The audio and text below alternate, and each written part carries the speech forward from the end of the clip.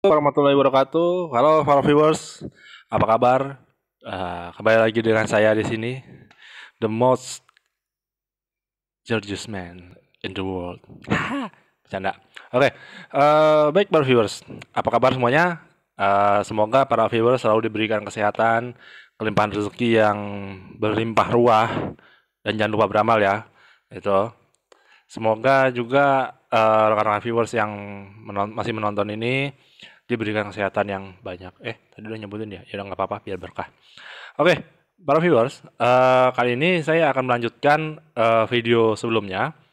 Ini adalah materi kelas 11 IPS, Sejarah Peminatan. Pembahasannya yang kita bahas pada kali ini, melanjutkan dari bab sebelumnya, bab 1. Kita membahas bab 2-nya tentang pemikiran yang melandasi peristiwa penting di Eropa serta dampaknya. Jadi, secara umum, beberapa peristiwa-peristiwa di Eropa itu memiliki pengaruh baik secara langsung maupun tidak langsung terhadap mulai terbentuknya bangsa Indonesia sebagai sebuah identitas, dan juga mempengaruhi pergolakan-pergolakan yang terjadi di Indonesia sebelum merdeka. Salah satunya itu. Ingin tahu seperti apa? Ya, kita akan segera lihat tampilannya. Tapi jangan lupa untuk klik like, comment, and subscribe channel saya. Bantu saya untuk mencoba mengembangkan channel saya ini untuk menghadirkan konten-konten yang menarik, tidak hanya berkaitan dengan sejarah, tapi konten lainnya. Itu. Karena saya juga punya rencana untuk satu hal yang berbeda nantinya. Oke. Nah, kita lihat yang pertama ya para viewers. Kita langsung aja mulai. Itu kan ada gambar di mana kondisi Eropa pada saat sebelum Indonesia merdeka ya.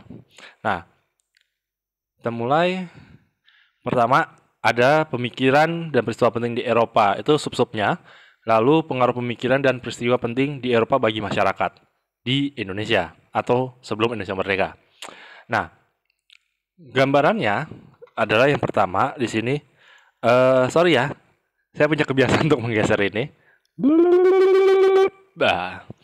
Oke, peristiwa dan pemikiran penting di Eropa itu bisa kita lihat pada abad ke XW itu 15 ya. Ya, XW itu 15 ya. Ya, mohon maaf kalau misalnya saya salah. Mungkin silahkan teman-teman atau rekan-rekan viewers mengkoreksinya di kolom komentar ya, kalau misalnya saya salah mengucapkannya. Merupakan abad baru bagi kehidupan masyarakat Eropa, di mana pada zaman tersebut ya, Eropa terbebas dari zaman kegelapan, Dark Age. Sesungguhnya kalau saya konotasikan atau saya gambarkan sendiri, zaman kegelapan itu tidak hanya bicara soal masyarakat, tapi secara individual. Zaman-zaman mungkin kalau di Islam tuh bahasa zaman-zaman jahiliyah, gitu ya. Di mana masyarakat Eropa mulai mengembangkan berbagai penyelidikan hingga melahirkan berbagai pemikiran seperti Renaissance. Mohon maaf ya, tulisannya agak-agak salah ya. Harusnya Renaissance pakai C, ada C-nya. Kemudian ada merkantilisme, reformasi gereja, Aufklärung, dan revolusi industri. Tuh. Jadi sebelum itu kan zaman-zaman barbar mungkin ya, istilahnya barbar gitu. Zaman kegelapan ini di mana Eropa mengalami masa-masa sulit dalam hal pengetahuan, dan juga Eropa sedang banyak diinvasi oleh kekuatan-kekuatan di luar Eropa. Ya mungkin seperti Mongol, kemudian Ottoman, ataupun dari dinasti Abbasiyah di Afrika Utara. Mohon maaf ya kalau misalnya saya salah, silahkan dikoreksi di bawah ya. Oke. Kemudian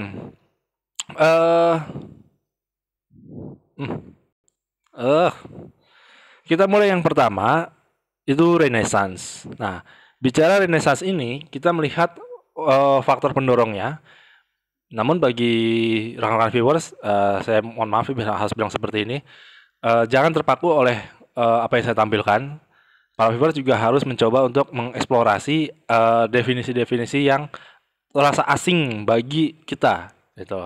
Tidak hanya melalui buku, tapi juga melalui media-media yang tentunya yang harus terpercaya. Salah satunya. Kemudian, faktor pendorongnya adanya perubahan aktivitas gereja, kemudian munculnya kota-kota dagang baru seperti Venesia di Italia.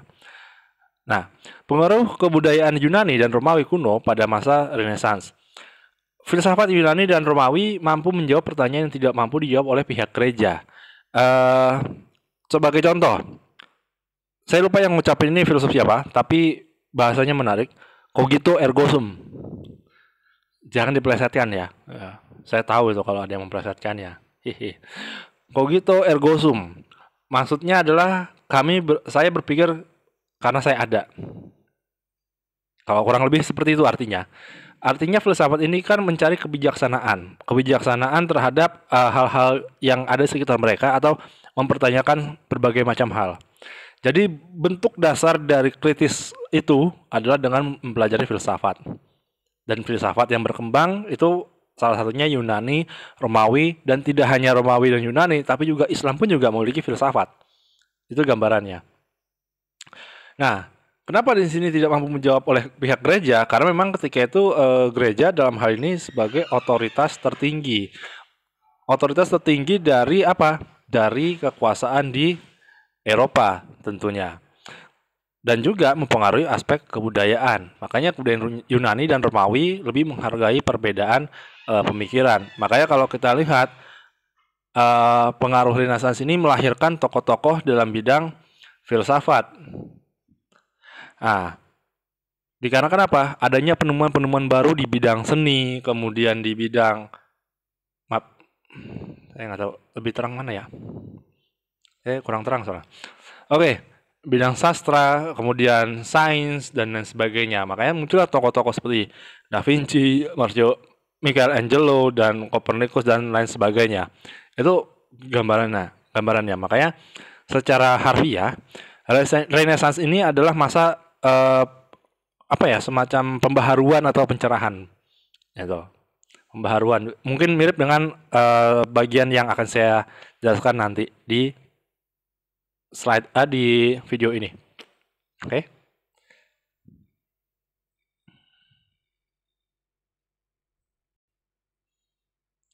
Kemudian ada kata merkantilisme. Merkantilisme definisinya adalah berasal dari kata dagang.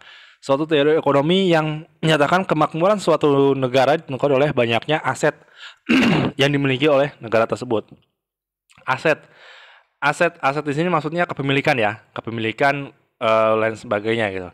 Kemudian tujuannya adalah mengumpulkan logam mulia seperti emas, perak, bahkan platinum sekalipun sebanyak-banyaknya untuk dijadikan kas negara. Walaupun sesungguhnya di negara modern ini juga masih memiliki emas. Artinya apa? Cadangan emas suatu negara juga menentukan kinerja dari ekonomi suatu negara. Makanya tak heran mengapa ini intermezzo ya sebentar. Kita ambil contoh Perang Dunia Kedua gitu, di mana Jerman ketika itu mengumpulkan banyak logam-logam emas ketika mereka berhasil menguasai Eropa yang diambil dari negara-negara yang mereka kuasai. Kenapa? Karena dengan adanya logam mulia tersebut tentunya digunakan untuk biaya perang ataupun untuk mengembangkan teknologi. Tidak hanya oleh Jerman saja, Jepang pun juga sama. Bahkan sampai ada sebuah mungkin teori konspirasi itu bukan, tapi yang jelas kisah tentang namanya Yamashita Gold, emas Yamashita. Jadi ketika Yamashita berkuasa di Filipina setelah menguasai semenanjung Malaya, dia dapat perintah untuk mengubur emas-emas hasil rampasan Jepang, hasil rampasan yang dilakukan oleh tentara Jepang yang tadinya udah ada dari berbagai wilayah seperti Malaya, Birma, bahkan sampai ke Hindia Belanda, itu dikumpulkan, dilebur, dicetak, dan akhirnya dikuburkan di suatu tempat di Filipina. Dan memang benar, sempat terbukti bahwa Jepang mengumpulkan itu tujuannya untuk apa? Untuk membiayai negara mereka. Walaupun ada yang menyatakan sebagian emas-emas tersebut sudah ada yang nyampe di Jepang sebelum perang berakhir. Maka ada yang juga yang berpikiran bahwa mengapa Jepang kondisi pembangunannya jauh lebih cepat. Ada yang menyatakan hasil rampasan tersebut. Ya, kita tidak tahu secara pastinya ya, karena para sejarawan juga masih memperdebatkan peristiwa tersebut. Nah, kembali lagi, logam mulia dijadikan patokan kekayaan suatu negara. Maka tak heran Kalau kalian cari di channel-channel YouTube dan lain sebagainya, kita pasti akan menemukan suatu konten yang berisi tentang negara-negara yang memiliki cadangan emas terbanyak. Cadangan emas terbanyak. Karena cadangan emas biasanya dijadikan untuk eh, mengolah apa ya, sebagai cadangan uang mereka. Saya ambil contoh mungkin Korea Utara. Korea Utara mungkin banyak sanksi sebagainya, tapi mereka memiliki emas sehingga dia harus menukarkan emas mereka untuk ditukarkan dengan entah itu mata uang ataupun barang. Oke. Ciri-cirinya, negara merupakan satu-satunya penguasa ekonomi, makanya dimonopoli oleh negara ketika itu. Tujuan utama kegiatan perekonomian adalah mendapatkan logam mulia sebanyak-banyaknya. Ya, karena tadi lihat tujuannya. Karena untuk memperoleh banyak logam mulia yang dijadikan sebagai patokan apa? Patokan dari kekayaan suatu negara. Seperti itu. Oke. Nah, selanjutnya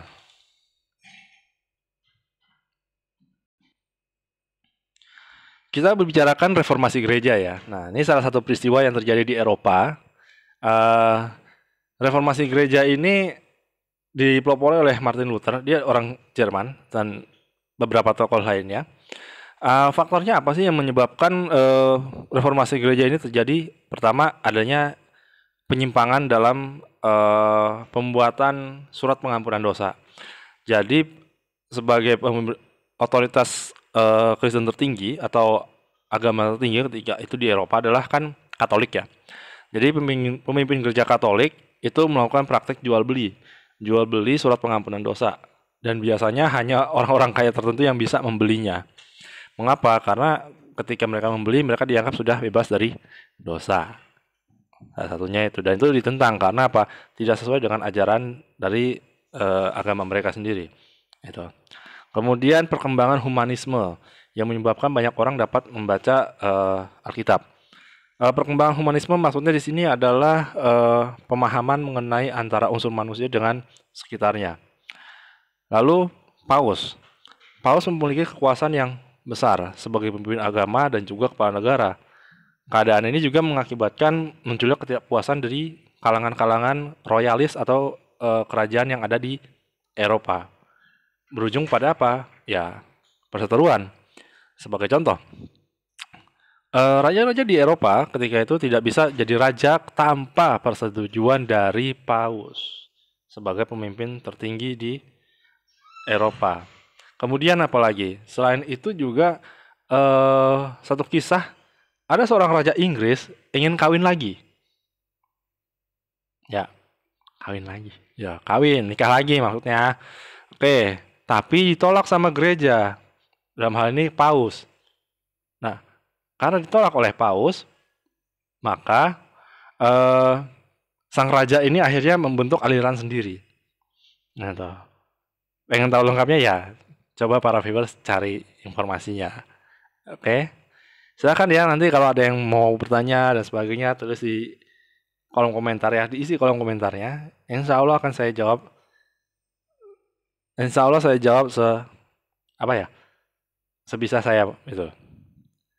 Enggak sebisa sih, tapi insya Allah saya jawab. Udah, intinya gitu deh. Lanjut.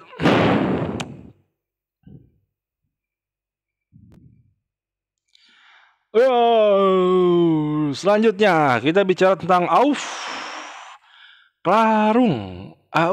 Klarung.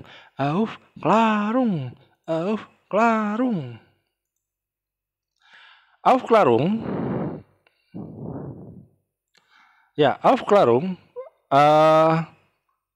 atau masa-masa pencerahan ya. Ya, masa-masa pencerahan di mana Klarung ini menyuarakan gerakan pembaharuan agar manusia terbebas dari dogma agama atau gereja. Jadi benih-benih liberalisme berawal dari sini, salah satunya. Oke, kenapa? Karena dogma gereja maksudnya mungkin ingin memisah manusia tuh nggak saklek gitu ya, maksudnya gitu. Mungkin di Eropa mungkin manusianya saklek, terlalu berkiblat pada gereja tanpa mempertanyakan benar atau tidaknya. Itu. Kemudian gerakan tersebut dilakukan karena gereja menganggap bahwa kreativitas manusia berlawanan dengan dogma agama. Salah satunya itu. Makanya kenapa Galileo Galilei ataupun seangkatannya dengan Kopernikus misalnya menganggap ketika mereka menyatakan bumi itu bulat atau matahari terbit dari barat dan timur itu ketika Galileo Galilei menyatakan bumi itu bulat dan lain sebagainya, dia dipenjara. Dipenjara karena apa? Tidak sesuai dengan gereja ketika itu. Sama kalau gimana kalau sekarang, Pak? Kalau sekarang mungkin ya orang mempertanyakan, benar nggak tuh flat earth? Ya, benarkah bumi itu datar dan sebagainya? Nah, kita kan harus melakukan penelitian, benar nggak seperti itu? Nah, itu sekedar intermezzonya aja. Nah, gerakan tersebut dilakukan menganggap kreativitas manusia berlawanan dengan dogma gereja. Jadi apa yang dilakukan oleh para ilmuwan itu dianggap tidak sesuai dengan kemauan gereja. Makanya Galileo Galilei itu ditahan di penjara itu karena menyatakan teori seperti itu. Kemudian tokoh utama dari Aufklärung adalah Immanuel Kant. Immanuel Kant ini memang terkenal ya dengan karya-karya filsafatnya yang sangat menarik. Di mana periode Aufklärung ini, kok nggak jalan? Dicetuskan sebagai zaman baru. Ya. Nah, bagi kalian yang tertarik dengan filsafat, kalian bisa belajar sejarah tentang tokoh-tokoh filsafat di dunia. Tidak hanya Kant, tidak hanya Sartre yang modernis ya, tapi juga bicara tentang Marx dan lain sebagainya. Dan juga bicara Ali Shariati misalnya kan di Islam atau Ibnu Sina itu juga ada pembahasan filsafatnya. Oke, makanya belajar sejarah itu menariknya adalah kita bisa secara holistik memahami tentang filsafat atau ilmu-ilmu yang ada. Jadi tidak hanya dalam satu dimensi. Ibaratnya satu dimensi itu kan seperti kita pakai kacamata kuda, ya. Itu. Be smart, oke. Walaupun sesmart apapun kalau udah jadi buncin susah juga sih. Ya itu kiasan aja ya. Oke, para viewers. Para viewers kalian, mungkin ini aja yang bisa saya sampaikan mengenai ini bagian pertama ya. Ini bagian pertama dari bab 3 mengenai pemikiran yang melandasi peristiwa penting di Eropa serta pengaruhnya di Indonesia. Nah, memang masih banyak sekali, cuman nanti akan saya buat salah satu episode khusus ya, atau bagian khusus tentang pengaruh-pengaruh ini. Nah, dan yang jelas nantikan video-video menarik dari saya. Jangan lupa untuk klik like, komen, dan subscribe, serta share jika para viewers melihat ini bermanfaat.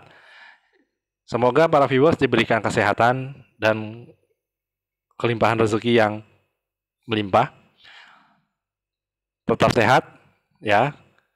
Tetap jaga kesehatan, dan jangan lupa bahagia. Terima kasih. Wassalamualaikum warahmatullahi wabarakatuh. Bye-bye. Dah, sampai ketemu lagi.